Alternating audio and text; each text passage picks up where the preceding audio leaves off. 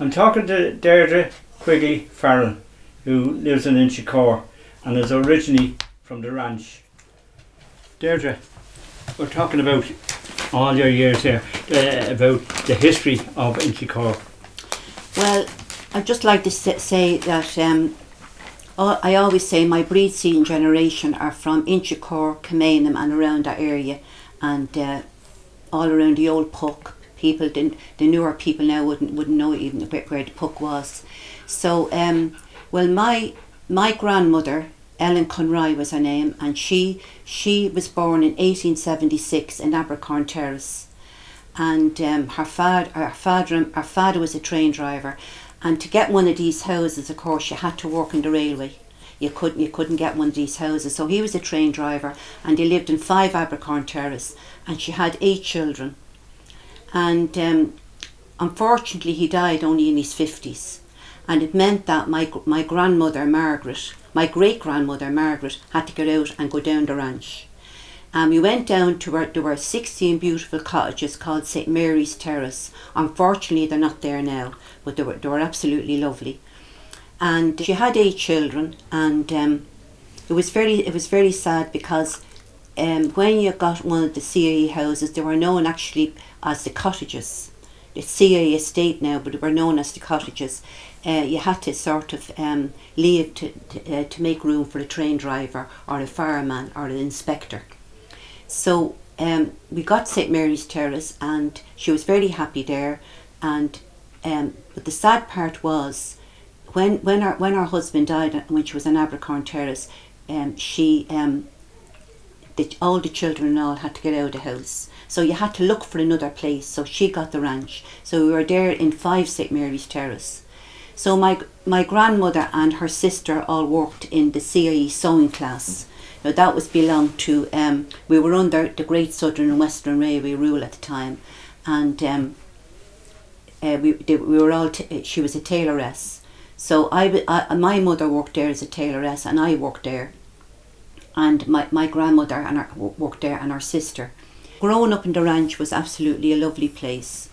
It was very country. There was no houses in Ballyfermot, and everyone looked out for one another. There was great games. All the children played swinging on the lamp, marbles, beds, skipping. It was absolutely beautiful. Now also my grandfather was Patrick Gunning, and he also was born in Inchicore. He lived in 11 Patrick's Terrace, and then he married my grandmother Ellen Conroy from 5 Abercorn Terrace, but she was actually gone down to the ranch then when they got married. They were married in Old Golden Breach Church, which is known as the Church of St James. The people were absolutely beautiful, and I remember, people wouldn't believe it now, the cattle would come up along from Chopper-Lizard and from Ballyfermot, and the sheep and the cows would be all along the road, St Mary's Terrace, going into the market. And you'd hardly see, well, I know my mother told me in her day, you'd hardly see a car on the road. There was mostly bikes and ponies and traps. And my grandmother and grandfather used to go in on a pony and trap into the Old Queen's with all their friends of a Saturday night. Everyone sort of looked out for one another. There was a big field across by the Khyber Pass. The Khyber Pass now it was narrower when I was growing up. There was a turnstile on the end, and it brought you right up into the works. And my grandmother had a little shop with the Flemings. The Flemings also had a little shop there where Sarsfield Road houses is now. So when the houses started to go up, there was great excitement because we didn't know. When we went over, we never had bats in our house or any of that. And so the people at night time, when the corporation men had begun, they'd go over and they'd look at the bats and they'd say, oh my God, imagine they have a bat. We used to wash ourselves in a basin of water at the sink maybe or out the back. And so I have to say we got on very well with the people of Ballyfermot, because we didn't know, like a lot of them came from different places. And then we got to know them, and they went to school with me in the model school. I went to the model school. and there were absolutely lovely people. With Shamie Fleming went there as well, and an awful lot of people from the lower end of Ballyfermot, and even up towards near where the church. So when the church was, when Ballyfermot was built, I remember the Dealascell School being built and the houses. The first houses to be built was at the Khyber Pass across the road there, you know, at Sarchfield Road. And then they went up along by Landon Road and Lally Road. And then when we heard the churches, you see, our parish church was St. Michael's in them days. Even though the Oblate Church was there, our parish church was St. Michael. It was known as, the Oblate was the Church of Ease, it was known as. So that became a parish church in the 1970s. So when the church in Ballyfermot, my mother used to bring me for walks up Ballyfermot, and we were looking at the bricks going up. It was really, we couldn't go over the size of the church, and it was great excitement. And then it was beautiful when it opened. The famous Carnagiginian came and said mass there. I remember getting up at 5 in the morning. His mass, I think, was 6 up there, and we all walked up to Ballyfermot. Loads of people. It was so popular, and mass was. There was a special bus that brought you up from Sarchfield Road up to mass, and bring you back, and it was absolutely gorgeous. And then we were very, very great with the people of Chapel Lizard. And my mammy used to always bring me up to the very old, up near where the swimming pool is now, there was an old graveyard. That's right, yeah. And she would bring me up there, and she would tell me some of our ancestors would have been buried up there. And then from where the graveyard was, we walked down towards the 7th Lock. And the 7th Lock, there was a pub there called Mary Teresa's, and all the young lads would all swim, jump into the canal and learn how to swim. And it was Sunday when my father loved a pint, because he used to drink in the pint tray, and the Workman's Club down in Inchicore, and he'd bring me mother and me up for a walk and down the canal, and I'd be looking at the little eels and the pink eels and all. It was lovely. And then down into his mother's house, the bungalow. Now the bungalow would be Ring Street, Nash Street, O'Donoghue Street and Ring Street and Ring Terrace. It was always known as the bungalow, because there was a bungalow gate there, and the men went into work from the bungalow. There was an awful lot of CIE men lived in the bungalow. They were lovely red, they were built in the turn of the century. There was a lovely red there were red brick houses, and the doors would be open. You'd hardly hear of a break in. And my grandmother would be down on her knees putting red rattle on the step and all that. It was lovely. And she'd always have bread and blackcurrant and jam, and she was a lovely lady. And she wore a long black shawl and a long black skirt. Her name was Mary Hanrahan, but she married Mary Quigley. So there was beautiful houses around Inchicore as well. Over where Dan Ryan's is now, that was Mount Verna. That was the manager of the CI of the railway lived there. It was a beautiful house in behind a wall. Then you got down and you come under the railway bridge, and there was Eagle Lodge. There was two eagles on the lodge, and you drove up to the Cant's house, a beautiful house. It was known as Inchicore House. In my grandmother's time, Houlihan's lived there, and they happened to be friends of Charles Stewart Parnell, and they gave permission. He was known as the High King of Ireland, to preach in that field, and my grandmother and grandfather were so proud. My mother told me they were there in 18. It would have been around 1899 or that, and they came from all over, not only Dublin but Ireland, to see him. And then you went down by Chapel Lizard. There was a beautiful house there with a farm. Tierney's bought it over. It was known as Viola Vale. It was a beautiful house. And across the road from that then you had St. Michael's house, which is still there. But when I was there, my father always told me that the man who wrote The Quiet Man, Maurice Walsh, lived in it. He's buried in Esker. So the history around Inchicore was absolutely fantastic. And Kilmainham as well, and Island Bridge. Yeah. So both my grandparents, my mother and father are from Inchicore, and both my grandparents and my great-grandparents, and also my great-great-grandparents. My great-grandmother was Catherine Gunning. She was the local midwife for the area for Inchicore Camanum, and she would have went around on a bike in them days. And her husband was John Gunning, and he was born in 1883 in Island Bridge. And he was a boiler maker in the railway. He started in the railway in 1847. The railway was only at the opening. And lots of Gunnings worked in the railway. And my father's family, my grandfather and my father's family and great-grandfather worked there as well. And the same with the Conroys on my grandmother's side. So it's true when I say all my breed, seed and generation worked there. I have to say I see big changes in Inchicore. Very happy days growing up. Running down under the railway bridge, looking at the steam engine going by. My father and mother didn't have a clock because you could time the engine going down to Cork or Kerry, and down into the model school. The model school, as you know, is a beautiful old school, 1853. Thomas Kinsler went to the model school and never forgot his roots, never forgot where he lived in the ranch in Phoenix Street. Matter of fact, he only passed away last year, but he always came back to visit, and he actually laid the tree for the new. There's a new rooms beside them, rooms extended beside the old school, and he laid the foundation stone for that. So, as I said, Inchicore, you see, people wouldn't believe it. We were 3 miles from Dublin, but we were so country. My father and mother would go into town and they'd think they'd never get back home. She'd say, "I've a pain in my head being in Dublin," you know. And the fact that the ranch was so country. My mother kept hens and ducks. The Leonards kept pigs. There was all kinds of animal, horses and all, in the ranch, and it was really like ranch by name and nature. You had the ranch, the plantation down the back and the California hills. And we used to all go for walks up there. So as I say, I do see big changes. Some of them are not for the best, but I know time has to go on. And I have to say we always got on very well with the Ballyfermot people.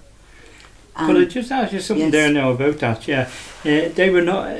your parents knew it as the scheme, didn't they, when it was being built? Ballyfermot, we used to call it. Ballyfermot, the scheme, yeah. And the other thing was, the people were known as the schemers. Now, just to tell people there, that wasn't a bad name, it was just the way it was. And then, of course, the schemers married into the ranchers, didn't they, as well? Yeah. And great singers as well. Great singers. You had the Pecker Dunn and all them.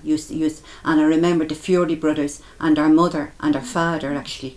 And I'd always see our mother in Thomas Street. She was a lovely, lovely dark woman, and it was great. There was great sing-songs. Yeah. And you see, when the pine tree, it's not the pine tree now. It's Ruby Finnegan's. But when I was growing up, that was Moore's Public House, and one of them was the solicitor, Pat Moore, and it was a beautiful public house. And I remember the day they were moving. Sure, the people in the ranch, you know, were so sorry to see it go, because everyone. We were like a family, one big family, looked out for one another, you know. Yeah. And there was oh yes, that's one question I want to ask you as well. Many people ask me how the ranch got its name. Would you have an idea on that? What I was told was because of some American coming back after and saw all these cattle around, that he put the name on it. Something similar to the California hills. You know, and that, you know. Well, I heard that too, that there was somebody came over, went away and came home, and when he came home he said, "You think you were out," he said, "in Texas on the prairie," he said. There was loads of cattle, and there was horses and cows, and you see where Sarsfield Road houses are beside the Khyber Pass, you could actually look straight up and see the works, because the train was steaming by to Cork and Kerry. You know, that way, all the different trains, and you could see the works. Fantastic. And the magic too, where I miss terrible, the Hooter used to go. The Hooter went at 7:30 in the morning, 5 to 8 and 8 o'clock. 5 to 8 to remind you only have 5 more minutes to get into work. And I went up the Khyber Pass because I worked in the sound class. And then it went off, we say around 5 to 1 o'clock, and back at 1:45, and then in the evening time about 5:15. And all the mothers would be running, if they were out chatting, the Hooter go off at 5 to 1 and they'd be running with the dinners. Oh my God, the men would be down from work. And I have to say, Ken, the men worked very hard. My father, I remember my father, he worked in one of the dirtiest shops, the foundry. He worked in the lifting shop as well. He worked in the foundry. And you could only see the whites of his eyes coming down with the black sand. They worked to see mould and things like that. And you could only see the whites of his eyes with the black sand. And there was no such thing, of course, as washing machines in them days, or baths. And you had to, if it was the summertime, he'd go out in the yard, fill a basin of hot water. All the men would wash themselves out the back, because the floors would be all splashed inside, and to go out the back. And the children be in an old tin bath if it's Saturday night, And then in the evening time, the women would sit down on the steps and sing all old songs. It was lovely. Neddy MacDonald. I'd be in bed at night, and they'd come up from Cleary's pub, and they'd come up to Corky Moore's Corner, and she'd come out, she'd be annoyed, she'd come out with a bucket of water and throw her over them. And they'd be singing The Banks of My Own Lovely Lake. They'd be singing, my mother and father were great singers. My father sung The West Awake, my mother sung Marguerite, all the beautiful, and the old refrain. I remember coming home from school in the model school, and she sat me on her knee and she taught me the old refrain. I oft times to dream of home, the old I've heard it. And she sat me down and I learned that. So we had really and truly. And then when the Obelisk was 100 years old, a man in the ranch called Mick Riley put a record player up on the roof, and he played records, and all the ranchers danced up and down Park Street. It was absolutely, and everyone went out with teas and that. And there was a lady called Mrs. Smith, and she had a picture of Our Blessed Lady in a cabinet. It was wax, and it was very big. And she brought, it was over 100 years old at that stage, and she brought it out in the front with all buntings. And then we all marched down from the ranch to the Oblate Church for Mass. And every year, the railwaymen were allowed go down along the South Terrace, up by we call it called Tyrconnell Road now, but it was always known as the Chapel Road, and they went into Mass. They were all proud of the Oblates, because the Oblate Church, you see, our houses were built around 1847, CIE estate now, in different stages they were built. And then you had the old ranch was very old, then you had the bungalow. Then the Oblates came in 1856. And the model school was 1853. I see, yeah. And in them days, they used to have night classes in the model school. My grandfather and his brothers used to go to night classes. And it was just, and yet Woodfield is another old lovely place. Turvey Avenue, Woodfield, Murray's Cottages. They're very old in Chicor, and the people just knew each other and looked out for one another. Deirdre, you gave me a couple of photographs here just to explain. This is a basket. And the lamp, what's that about? That was the drivers used to have to go down the country, down to Cork or Kerry or wherever, and they'd be gone. Well, I remember my mother-in-law, Mrs. Farrell, telling me that she often they'd be away a week or two, but in latter years they only used to be away for 2 or 3 days. But they'd bring all their food in that, their eggs, their tea, butter, sugar. And that was real important, their basket. And because it was a basket, it kept the food fresh. I see. I see. And then it was lovely to see them going off maybe of a Monday. When I married Tom Farrell, he was a train driver also. He used to go away of a Monday and back of a Wednesday morning, out Wednesday night and back Friday. So really, the mothers really were doing mother and father to the children. I know what you mean. But Mrs. Farrell used to tell me they were on a thing called the beach years ago, and they'd be away for 2 or 3 weeks sometime. I see. And and it was lovely to see all the drivers going up Abercorn Terrace up to the railway with their baskets. I can imagine. It was lovely, and their little far hat and their uniform. And them all heading to different parts of Ireland. And they all heading to different parts. Yeah. My God, it was lovely. Marvellous, yeah. And this here, this is the first church on the site of the Obelisk, where the Obelisk is built. That was the wooden church, and they say it was built in about 13 to 14 days. And it was the mountain the railway came down and did that. And as I said, my great grandfather John Gunning was also one of the workers on it, but with lots of other men. And it housed. They said mass, and there was 700 people. and it was there for years before the Our Lady of the Immaculate came. Yeah. It was And lovely. the same Very CIE proud. men would have built the grotto. The grotto as well. Yeah, that's right. The Inchicoreans were known as. Inchicoreans. And they were very proud. They'd done the church and the grotto. Yeah. You know, they were very, very proud. Yeah. About 1929, 1930, that was a huge occasion, I believe, when that was opened as well. Yeah. And they were very proud of their church. And there was a beautiful house across the road called the Grotto House. And it was like, you think you were going into a little shop in Lourdes. It all had rosary beads and prayer books and everything in it. It was absolutely beautiful. And this man here would have been involved. Yeah, that's my great-great-grandfather, John Gunning. He was born in Island Bridge around 1820, and he was on the building of the church. I see. Helping it. He was of the first church, Yeah. And because he started in the railway in 1847. Yeah. When it opened. My Yeah, God, yeah. And this lady then. That's his wife. Yeah. That's his wife. Her maiden name was Catherine Story, and she married John Gunning, and she was the local midwife for Inchicore, Kilmainham district. And she went around. The doctor she was with was a Dr. Bennett, and she used to go around on a bike in them days, you know. Yeah, so she's in the Tom's directory down as Miss Gunning, Inchicore Road. My God. Yeah. Yeah. And of course this man then is your... That's me daddy, Simon Quigley, and he's having a pint there in the Workman's Club.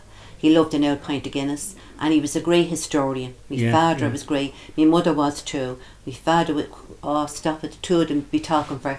I'd go into bed at night and the two of them would be talking about who lived where in Inchicore and who was related to. You know, they were great. All his people were in the railway as well as my mother's and the Conroys as well. And it was his brother that did the drawing that I have on the side of all the kids playing around the ranch. Sil Quigley, his brother done that. He was a great drawer, and he done all that of all the children. That's supposed to be Nash Street. Yeah, Nash Street. Nash was Street, it? Nash Street. That's what it was. Up the bungalow, Nash Street. Yeah. Fantastic. And do you know who lived up there? My father said when he was single, he used to go in the bungalow gate. The great Pater Carney, who wrote that Soldier Song. Oh no, Donoghue Street. I know Donoghue, and he'd see him. Yeah. When he be going in. Yeah. And myself, I remember Brendan being down in Inchicore. Do you? I remember being a young child coming home from the model school, and my mother would bring me down to Lavin's, and she'd say to me, "Oh look, who's coming?" He'd be going into Finnegan's. He was a great friend of Finnegan's, the barbers, and there would Brendan be down there. They're talking about the 1950s now. My God. Yeah.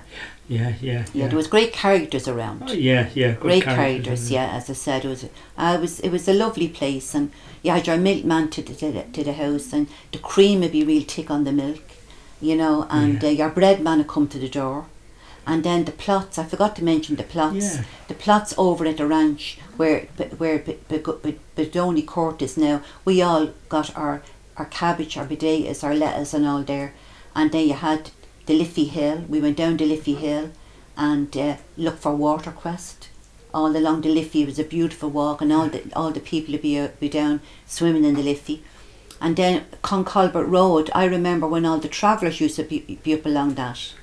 And beside where the road is now, you had more plots, and you had it was just, you go down and get a shilling's worth of scallions for the tea, a bit of lettuce. It was beautiful. And all the lovely travellers and their old caravans would be up along. It was really lovely, I have to say. Yeah. Really lovely. And then you go up along then towards, we say, the Third Lock Bridge. My great grandmother Gunning lived up there for a while in a place called Turris House, and it was known as Mountain View, the valley. And it was a Third Lock Bridge, and the hounds and my uncle remembers the horses and the hounds going up along there and up through Ballyfermot for the hunt. Oh, yeah, and out through Ballyfermot, because Ballyfermot, we used to pick our blackberries in Ballyfermot. Yeah. My God. And our mother would make blackberry pies, and it was just a simple way of life. Yeah, and then where would your mother shop now? Where would she? Oh, my mother, Lucy Fleming, kept us all going. Lucy, that's Noel Fleming's aunt and Shamey's. They kept us all going. We got a lot of stuff in Lucy's.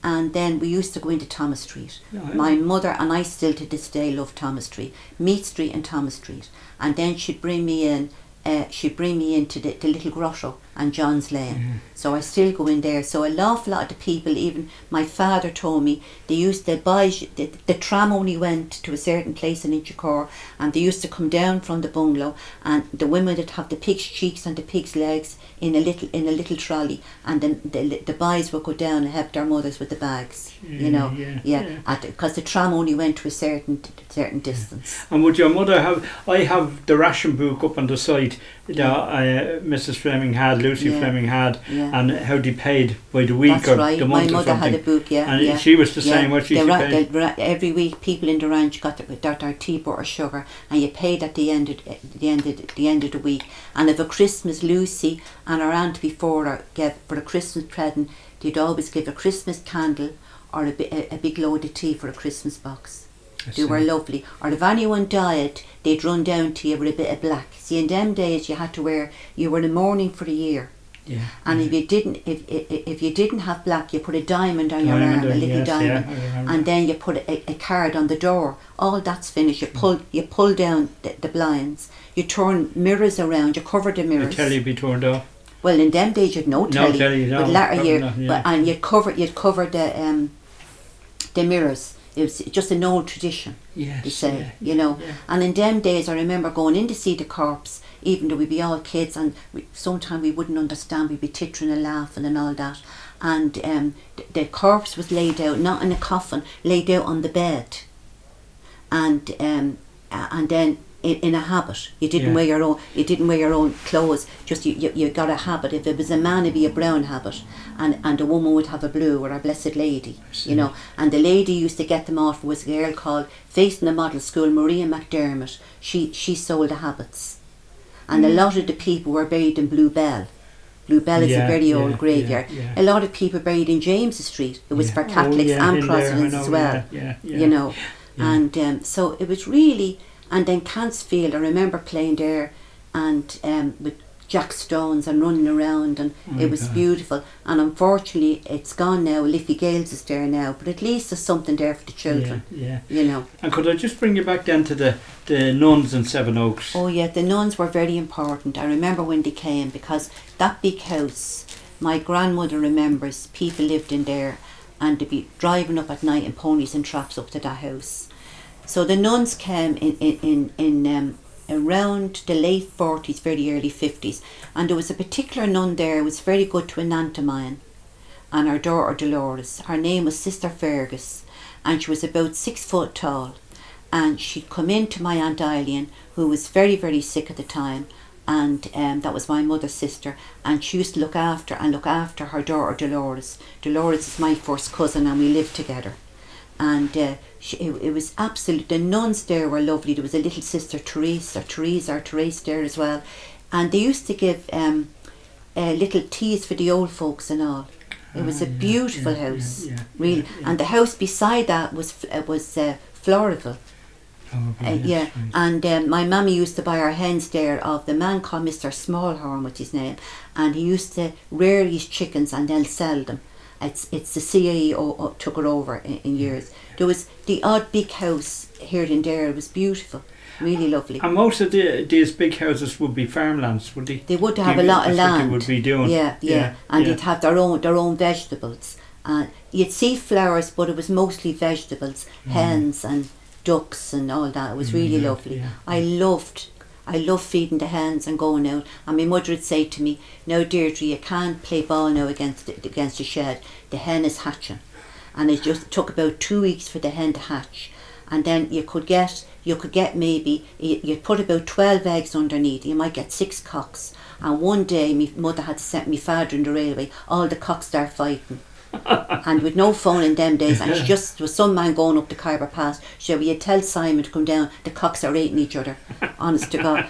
And then Mutt Dennis, a great character in the ranch, he was a great singer.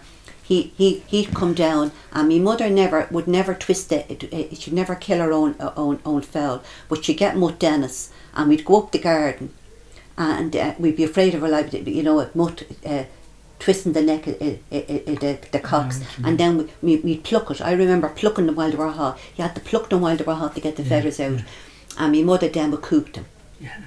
But I'll always remember, Ken, me Uncle Sil, the man who drew that picture, he was very good with his hands, and none of us in the ranch had electricity.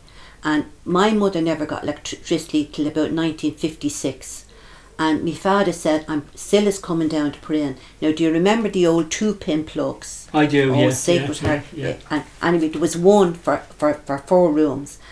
And he had to connect it. And my mother was so nervous, she brought me up the garden with a blanket over our heads before he switched on the light. They were afraid to switch on the light in case the place would blow up. Because at night time, the houses, the streets were dark, pitch dark. You know, you had a candle. So it was around 1956 or 57 before we got electricity in St Mary's Terrace. Yeah. My God. Yeah. And when I moved up here to back into where my ancestors came from, CIA Estate, there was beautiful candles on the wall, chrome, where they used to light them at night, where there was no electricity either. And when I came here, there was one plug for about 6 rooms. And there were the 2-pin plugs, so we all had to get the house rewired, and we all had to get bathrooms. These houses hadn't got bathrooms either, you know. But we were never dirty, and we were as happy as Larry. And it's a lovely home. And do you know something, Ken? My mother would say, "Come over here, let me have look at your neck. Get that carbolic soap out," and she'd scrub our necks with carbolic soap. Remember the carbolic soap? And no shampoo. You scrub your hair with carbolic soap. Yeah. My God. They were.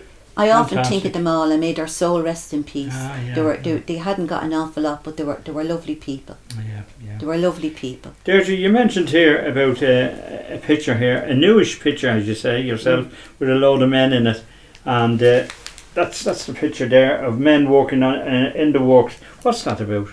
That's my son Kieran is in that. Kieran Farrell. He works up in the works, and but actually at the minute they transferred him down to Portlaoise, their depot. But he started in the works at 18. So that's Kieran getting all the with the men in the work, getting the wheels ready for the trains. Yeah. I see. Yeah. So. Deirdre, about Connell Park, do you know, I'm asked questions every time about something up there, about the houses and different things. You'd know a bit of history on that, would you? Well, when my grandfather, James Quigley and Mary Quigley moved from the Puck up to Nash Street, everyone had allotments, and his allotment plot, as they called it, was into Connell Park. So a lot of the people had plots into Connell Park.